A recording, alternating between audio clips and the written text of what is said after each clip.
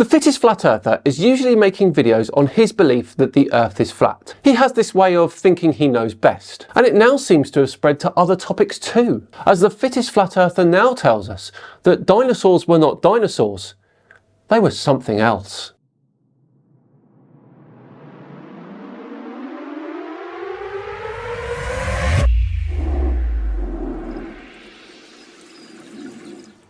Hello all and welcome along to another video with me, Simon Dan. Thanks very much for joining me. Okay, on with today's video then, which as we know from the intro is from the fittest flat earther. He wants to tell us about dinosaurs, or whatever he wants to call them.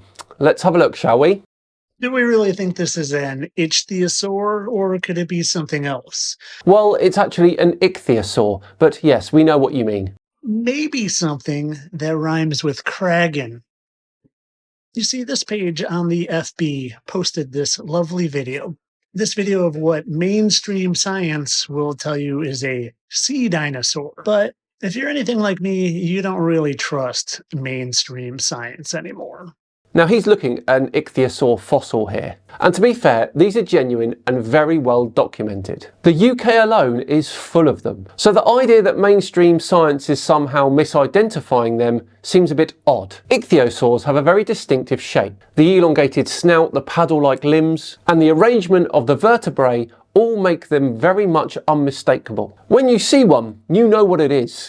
And when you look at things that they find in the cliffs of the United Kingdom, and you're told that it's some sort of sea monster, well, if you look with unprogrammed eyes, you see what that is. You for sure see what that is. Now if you look at an ichthyosaur fossil with, as he says, unprogrammed eyes, what you'll actually see is a very consistent set of features. The long tapered snout, the large eye sockets, the rib layout and the paddle-shaped limbs. These aren't vague shapes that you can interpret however you like. They match the anatomy of ichthyosaurs that we've studied in detail for 2 centuries. So the idea that you can just look at it and decide it's something else doesn't really hold up. Fossils aren't ambiguous silhouettes. They have structures and proportions and diagnostic features, and that makes their identity very clear. You see that it looks a heck of a lot more like this dragon statue built in Slovenia in the early 1900s than this cartoon picture of an ichthyosaur. Number 1, where the hell is Sylvania? And number 2, a sculpture might have a vaguely similar shape, but that's not evidence. Anatomy is. And the anatomy here is textbook ichthyosaur. Yeah, something's sore, all right. My brain from believing this nonsense for 42 years. But if you're new to the idea that dragons were actually real and dinosaurs were the fictional thing, let me catch you up. Oh, and stay tuned till the end because there's something you might want to hear about. First, take a look at what the 1946 dictionaries used to say. Dragons, now rare. Interesting. Let's see what Alexa has to say about this. Alexa, how many dragon fossils have been found in the United States? The number of dragon fossils found in the United States is limited. Only 5 fossils have been discovered so far, limiting the knowledge about these creatures. These fossils are studied by researchers to learn more about dragon species and their evolution. While the findings are preliminary, they provide insights into the life and times of these majestic creatures. Right, so now we've moved from Ichthyosaurus to dragons being real and dinosaurs not being real. That's quite a leap, and it seems to be based on 2 things here. An old dictionary entry that uses the word dragon, and Alexa giving an obviously confused non-scientific answer. Right, let's start with the dictionary. Older dictionaries often listed mythical creatures as if they were part of the natural world. They also used to list things like unicorns and mermaids. That doesn't mean that they were real, does it? Languages change. Categories change, and older texts reflect folklore just as much as zoology. And as for Alexa, it's a voice assistant, not a paleontologist. If you ask it about fictional creatures, it will sometimes pull from fantasy novels or games or poorly sourced websites. Alexa doesn't vet information, it just retrieves it. So the dictionary says they're real. Alexa says they're real. Several weeks ago in the UK, they found a fossil that's like this, even if they called a plesiosaur. It sure looks like a dragon to me.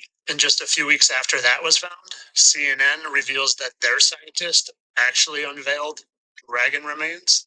Not to mention how they're part of the Chinese zodiac with all real animals, and how there are over 30 verses in the Bible that reference dragons, and how my friend Lori sent me this amazing 1922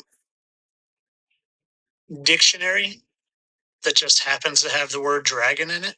Wow, he stacked up a big list of things here that prove dragons are real, wasn't he? Dictionaries, Alexa, a plesiosaur fossil, CNN headlines, a Chinese zodiac, and Bible verses. The problem is, of course, that none of these are scientific sources. They're just different types of cultural references being treated as data. So what we've got here then is folklore, headlines, and AI mishaps being treated as the equivalent of actual fossil evidence. But of course, modern paleontology is built on physical specimens, bones and trackways and nests and growth rings. Dragons, as in winged fire-breathing creatures, simply don't appear anywhere in the dataset.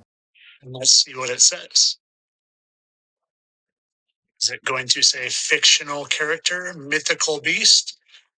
Or is it going to say something else? Winged serpent. So why would they hide it from us? Why, when you go to the dictionary now and look up dragon, does it say mythical monster? Well, I'll tell you what I think. I think it's because of that right there. And it legitimizes the Bible because it talks about dragons everywhere in the Bible. And I think we're living during a time of great deception. And the great dragon called the devil and Satan is loose for his little season and fool on the nations. Nothing has been hidden. Our understanding has simply improved. As archaeology and paleontology developed real classifications based on real fossils, mythological creatures were separated from biological ones. And when he links this to a broader idea about deception or prophecy, then that's a belief system. It's certainly not evidence. And that's where this comes in. But I don't dare release hardly anything on him anymore because every time I do, I get account ban warnings and strikes and things taken down. So when I put it here, it seems to be safe. But let me just give you a tiny little taste on how that guy over there has been referred to as the dragon many times by Kanye, by the Chinese government calling him the Dragon King. But there's one in particular, one right here that you can read for yourself. The Grand Dragon of what? What is that right down there? Now let me show you one more thing before I leave you. Calling someone a dragon king is the same sort of metaphor as calling someone a top dog. It reflects image and culture, not biology. It doesn't connect to fossils, paleontology, or zoological evidence at all. So again, this part of his argument is not scientific evidence. It's just examples of figurative language being taken literally. Remember that name down there? Now, is it just me or is it a coincidence that that name that I just showed you sounds an awful lot and looks an awful lot like this, a Mesopotamian deity associated with wind and air and learning, and it's a feathered serpent that kind of looks like that. Wind and air and learning. Does that sound like anyone to you? Kind of sounded like Lucifer to me. You know, Lucifer, the Lord of the air and the bringer of the light or enlightenment or learning. You know, Lucifer, the dragon. You know about the Statue of Liberty, right? How that was its original face. It looks a lot like, you know, who just happens to, you know, match up perfectly with facial markings and everything with him.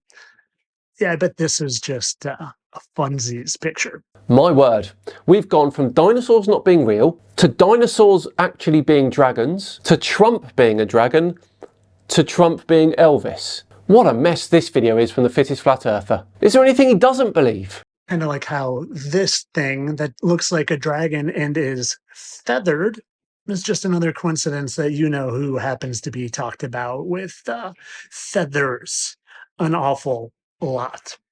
Go check out this video. It's well worth your time. And the community is amazing, especially if you're on the FB, because there's just open-minded souls willing and open to talk about anything and everything, and we share a lot. There's nothing wrong with open discussions, by the way. It is good to ask questions. The issue is, when a space presents itself as open-minded, but only accept ideas that reinforce a particular narrative, then we've obviously got a problem, haven't we? Real open-mindedness means looking at all the evidence. Fossils, geology, anatomy, radiometric dating, historical linguistics, and be willing to adjust your conclusion if the data leads you somewhere else. In science, that's exactly what happens. We revise our understanding constantly as new evidence comes in. But in the conspiracy circles, the conclusion is usually fixed first and everything else is bent in to try and fit that, which is what is happening here for sure. Well, there we go. I'm going to wrap up another video for today. Please do let me know in the comments what you thought of Fittest Flat Earthers video.